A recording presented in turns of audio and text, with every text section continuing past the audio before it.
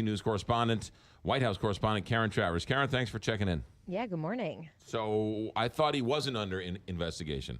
So now I should say that we have not confirmed the details of this Washington Post report, which says that special counsel Robert Mueller is now examining whether or not the president attempted to obstruct justice in this Russia election meddling probe.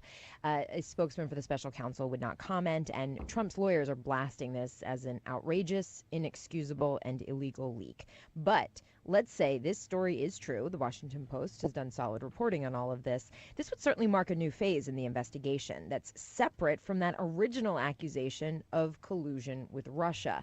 And we've talked about this, how these things start with one thing and then they grow and they grow, and the layers and the tentacles that come off of it, that's where people end up getting in trouble. And that could be what we're starting to see here. Now, remember when Jim Comey testified last week, he said prior to his firing from the FBI, the president himself was not personally under federal investigation.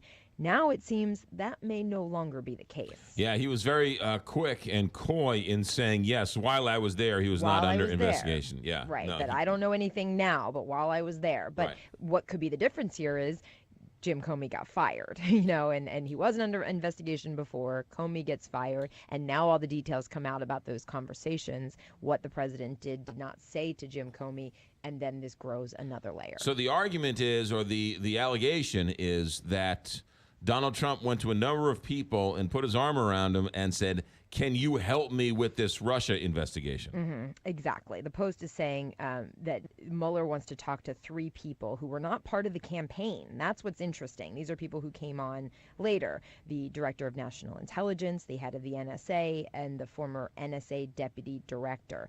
That's who they want to talk to about what the president might have asked them about, or what he might have suggested they do, or questions he might have asked. So that's where this will get interesting. Yeah. Karen, while we have you, what are the thoughts and what are you seeing around the Capitol after that shooting yesterday? There was certainly this call for unity and a lot of, let's put aside partisan politics, and, this was an attack on our own. And I think the speeches yesterday from House Speaker Paul Ryan, Nancy Pelosi, getting a lot of compliments from the other side of the aisle, and everybody thought that they all struck the right tone. But I think it's certainly clear that, you saw in all of those interviews yesterday, members of Congress are very shaken up. I mean, this could have been any of them, as they all are saying. And it's certainly a very on-edge environment.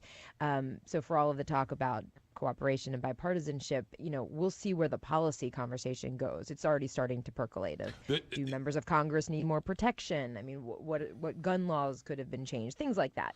That'll be for another time. Tonight, they're going to play baseball. That congressional baseball game will go on at Nationals Park here in Washington. It should be a great event. Karen Travers, ABC News correspondent from the White House. Thanks for checking in. Thank you. 6:55.